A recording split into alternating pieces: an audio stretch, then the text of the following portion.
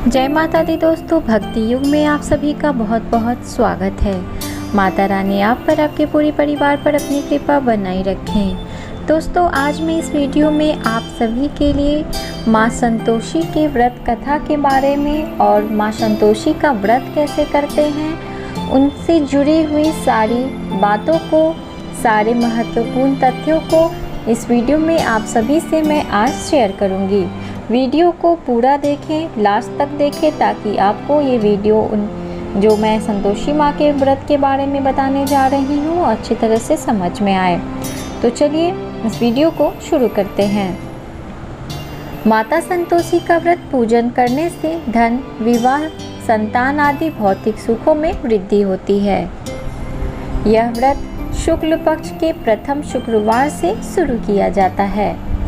संतोषी माता के व्रत की पूजन विधि चलिए शुरू करते हैं कि कैसे करना है।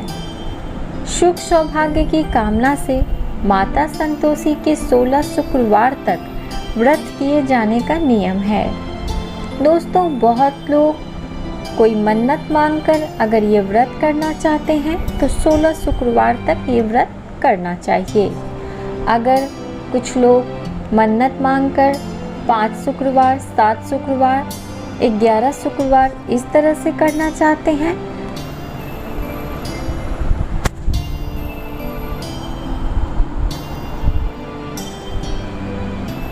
सूर्योदय से पहले उठकर घर की सफाई इत्यादि पूर्ण कर लें। स्नान आदि के पश्चात घर में किसी सुंदर और पवित्र जगह पर माता संतोषी की प्रतिमा या चित्र को स्थापित कर लीजिए। उसके बाद माता संतोषी के सम्मुख एक कलश में जल भरकर रख दें। कलश के ऊपर एक कटोरा रखें। उस कटोरे में गुड़ व चना रखें। माता के समक्ष एक घी का दीपक जरूर जलाएं।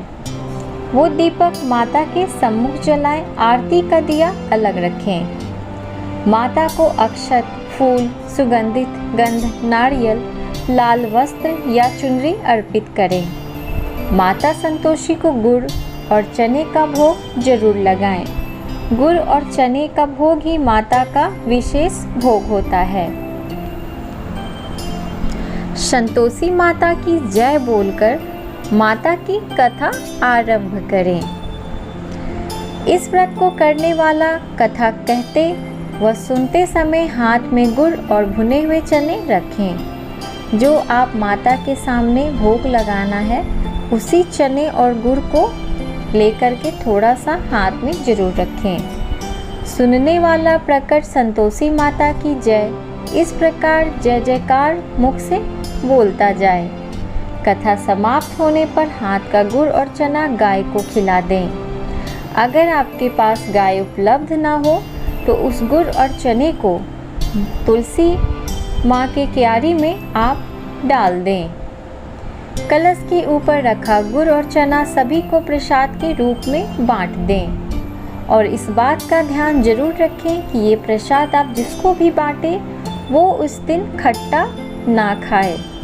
अगर कोई ऐसा इंसान है जिस पे आपको लगता है, भरोसा नहीं है कि वो खट्टा खाएगा या नहीं खाएगा, या कोई बच्चा हो, तो सबसे बेहतर ये होता है कि आप वो प्रसाद स्वयं ही ग्रहण करें। आप वो प्रसाद किसी को भी ना बांटें, क्योंकि ऐसा करने से माता आप पर रुष्ट हो सकती हैं।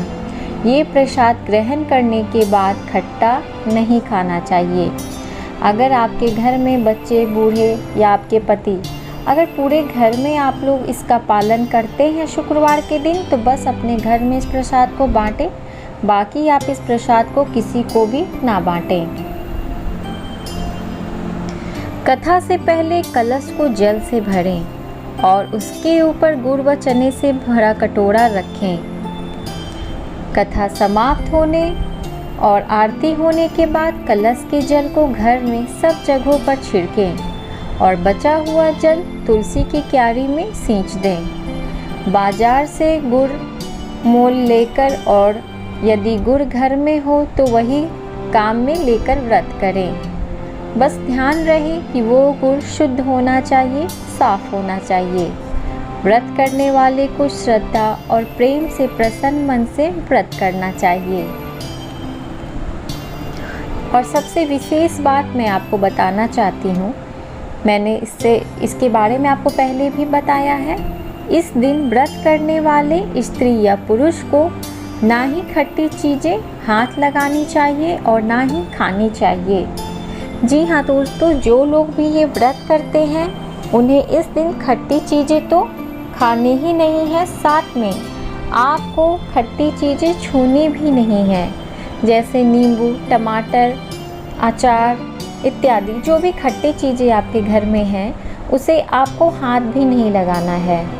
जी हाँ दोस्तों, आपको हाथ नहीं लगाना है। अगर आप गृहिणी हैं, घर के काम करती हैं, बर्तन मांजती हैं या आप खाना पकाती हैं, तो उस दिन कोशिश करें कि खट्टी चीज़ें ना डालें किसी भी चीज़ में और ना ही आप उसे छुएं। आप एक दिन पहले ही खट्टी चीज़ों को, जैसे टमाटर, नींबू इत्यादि जो भी चीज़ें खट्टी हैं, उन्हें आप दूसरी सब्जियों से अलग करके रख दें, ताकि आप गलती से भी उन चीज़ों को हाथ ना लगा सकें। दोस्तों, ये तो थी जानकारी कि आपको उस दिन पूजा कैसे शुरू करनी है और किन बातों का ध्यान रखना है। तो चलिए दोस्तों, अब संतोषी माता की व्रत कथा शुरू करते हैं। इन सब बातों का ध्यान रखते हुए माता संतोषी की व्रत कथा इस प्रकार है। एक बुढ़िया थी जिसके 7 बेटे थे। उनमें से 6 कमाते थे और एक न कमाने वाला था। वह बुढ़िया उन 6 को अच्छी रसोई बनाकर बड़े प्रेम से खिलाती, पर 7वें को बचा खुचा जूठन खिलाती थी। परंतु वह भोला था, अतः मन में कुछ भी विचार नहीं करता था। एक दिन वह अपनी पत्नी से बोला, देखो मेरी माँ मुझको कितना प्रेम करती है। उसने कहा, वह तुम्हें सभी का जूठन खिलाती है, फिर भी तुम ऐसा कहते हो। चाहे तो तुम समय आने पर देख सकते हो। एक दिन बहुत बड़ा त्यौहार आया। बुढ़िया ने 7 प्रकार के भोजन और चूरमे के लड्डू बनाए। 7वां लड़का यह बात जांचने के लिए सिर दुखने का बहाना करके पतला कपड़ा ओढ़कर सो गया और देखने लगा। माँ ने उनको बहुत अच्छे आसनों पर बिठाया और 7 प्रकार के भोजन और लड्डू परोसे। वह उन्हें बड़े प्रेम से खिला रही है। जब वे 6 उठ गए तो माँ ने उनकी थालियों से जूठन इकट्ठी की और उनसे एक लड्डू बनाया। फिर वह 7वें लड़के से बोली, अरे रोटी खा ले। वह बोला, माँ मैं भोजन नहीं करूँगा, मैं तो परदेश जा रहा हूँ। माँ ने कहा, कल जाता है तो आज ही चला जा। वह घर से निकल गया। चलते समय उसे अपनी पत्नी की याद आई, जो गौशाला में कंडे थाप रही थी। वह बोला, हम विदेश को जा रहे हैं, आएंगे कुछ काल, तुम रहियो संतोष से, धर्म आपनो पाल। इस पर उसकी पत्नी बोली, जाओ पिया आनंद से, हमारी सोच हटाए, राम भरोसे हम रहे, ईश्वर तुम्हें सहाय। देहु निशानी आपनी, देख धरू मैं धीर, सुधी हमारी ना बिसरइयो, रखियो मन गंभीर। इस पर वह लड़का बोला, मेरे पास कुछ नहीं है, यह अंगूठी है, सो ले और मुझे अपनी कोई निशानी दे दे। वह बोली, मेरे पास क्या है, यह गोबर भरे हाथ। यह कहकर उसने उसकी पीठ पर गोबर भरे हाथ की थाप मार दी। वह लड़का चल दिया। ऐसा कहते हैं, इसी कारण से विवाह में पत्नी पति की पीठ पर हाथ का छापा मारती है। चलते समय वह दूर देश में पहुंचा। वह एक व्यापारी की दुकान पर जाकर बोला, भाई मुझे नौकरी पर रख लो। व्यापारी को नौकर की ज़रूरत थी, अतः बोला, तनख्वाह काम देखकर देंगे, तुम रह जाओ। वह सवेरे 6 बजे से रात 12 बजे तक नौकरी करने लगा। थोड़े ही दिनों में सारा लेन देन और हिसाब किताब करने लगा। सेठ के 7-8 नौकर चक्कर खाने लगे। सेठ से उसे 2-3 महीने ने आधे मुनाफे का हिस्सेदार बना लिया। 12 वर्ष में वह नामी सेठ बन गया और उसका मालिक उसके भरोसे काम छोड़कर कहीं बाहर चला गया। उधर उसकी औरत को सास और जिठानियाँ बड़ा कष्ट देने लगी। वे उसे लकड़ी लेने जंगल में भेजती, भूसे की रोटी देती, फूटे नारियल की नरेली में पानी देती। वह बड़े कष्ट से जीवन बिताती थी।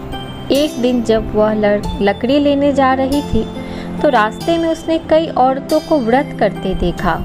वह पूछने लगी, बहनों, यह किसका व्रत है, कैसे करते हैं और इससे क्या फल मिलता है? तो एक स्त्री बोली, यह संतोषी माता का व्रत है। इसके करने से मनोवांछित फल मिलता है। इससे गरीबी, मन की चिंताएं, राज के मुकदमे, कलह, रोग नष्ट होते हैं और संतान, सुख, धन, प्रसन्नता, शांति, मनपसंद वर मिले और बाहर गए हुए पति के दर्शन होते हैं। उसने उसे व्रत करने की विधि बता दी। उसने रास्ते में सारी लकड़ियाँ बेच दी और गुड़ और चना ले लिया। उसने व्रत करने की तैयारी की। उसके सामने एक मंदिर देखा तो पूछने लगी, यह मंदिर किसका है? वह कहने लगे, यह संतोषी माता का मंदिर है। वह मंदिर में गई और माता के चरणों में लौटने लगी। वह दुखी होकर विनती करने लगी, माँ, मैं अज्ञानी हूँ, मैं बहुत दुखी हूँ माँ, मैं तुम्हारी शरण में हूँ, मेरा दुख दूर करो माँ। माता को दया आ गई। एक शुक्रवार को उसके पति का पत्र आया और अगले शुक्रवार को पति का भेजा हुआ धन मिला। अब तो जेठ जेठानी और सास नाक सिकोड़ के कहने लगे, अब तो इसकी खातिर बढ़ेगी, यह बुलाने पर भी नहीं बोलेगी। वह बोली, पत्र और धन आवे तो सभी को अच्छा है। उसकी आंखों में आंसू आ गए। वह मंदिर में गई और माता के चरणों में गिरकर बोली, हे माँ, मैंने तुमसे पैसा कब मांगा था? मुझे तो अपना सुहाग चाहिए। मैं तो अपने स्वामी के दर्शन और सेवा करना मांगती हूँ। तब माता ने प्रसन्न होकर कहा, जा बेटी, तेरा पति आएगा। वह बड़ी प्रसन्नता से घर गई और घर का काम काज करने लगी। उधर संतोषी माता ने उसके पति को स्वप्न में घर जाने और पत्नी की याद दिलाई। उसने कहा, माँ, मैं कैसे जाऊँ? परदेश की बात है, लेन देन का कोई हिसाब नहीं है। माँ ने कहा, मेरी बात मान, सवेरे नहा धोकर मेरा नाम लेकर घी का दीपक जलाकर दंडवत करके दुकान पर बैठना। देखते देखते सारा लेन देन साफ हो जाएगा, धन का ढेर लग जाएगा। सवेरे उसने अपने स्वप्न की बात सभी से कही तो सब दिल लगी उड़ाने लगे। वे कहने लगे कि कहीं सपने भी सत्य होते हैं। पर एक बूढ़े ने कहा, भाई, जैसे माता ने कहा है वैसा करने में क्या हर्ज है। उसने नहा धोकर माता को दंडवत करके घी का दीपक जलाया और दुकान पर जाकर बैठ गया। थोड़ी ही देर में सारा लेन देन साफ हो गया, सारा माल बिक गया और धन का ढेर लग गया। वह प्रसन्न हुआ और घर के लिए गहने और सामान वगैरह खरीदने लगा। वह जल्दी ही घर को रवाना हो गया। उधर बेचारी उसकी पत्नी रोज लकड़ियाँ लेने जाती और रोज संतोषी माता की सेवा करती। उसने माता से पूछा, हे माँ, यह धूल कैसी उड़ रही है? माता ने कहा, तेरा पति आ रहा है, तू लकड़ियों के 3 बोझ बना ले। एक नदी के किनारे रख, एक यहाँ रख और तीसरा अपने सिर पर रख ले। तेरे पति के दिल में उस लकड़ी के गट्ठे को देखकर मोह पैदा होगा। जब वह यहाँ रुककर नाश्ता पानी करके घर जाएगा, तब तू लकड़ियाँ उठाकर घर जाना और चौक के बीच में गट्ठा डालकर जोर जोर से 3 आवाज़ें लगाना। सासू जी, लकड़ियों का गट्ठा लो, भूसी की रोटी दो और नारियल के खोपड़े में पानी दो। आज मेहमान कौन आया है? इससे माँ के चरण छुए और उसके कहे अनुसार सारा कार्य किया। वह तीसरा गट्ठर लेकर घर गई और चौक में डालकर कहने लगी, सासू जी लकड़ियों का गट्ठर लो, भूसे की रोटी दो, नारियल के खोपड़े में पानी दो, आज मेहमान कौन आया है। यह सुनकर सास बाहर आकर कपट भरे वचनों से उसके दिए हुए कष्टों को भुलाने के लिए कहने लगी, बेटी तेरा पति आया है, आ मीठा भात खा और भोजन कर और गहने कपड़े पहन। अपनी माँ के ऐसे वचन सुनकर उसका पति बाहर आया और अपनी पत्नी के हाथ में अंगूठी देखकर व्याकुल हो उठा। उसने पूछा, यह कौन है? माँ ने कहा, यह तेरी बहू है। आज 12 वर्ष हो गए, यह दिन भर घूमती फिरती है, काम काज नहीं करती, तुझे देखकर नखरे करती है। वह बोला, ठीक है, मैंने तुझे और इसे देख लिया।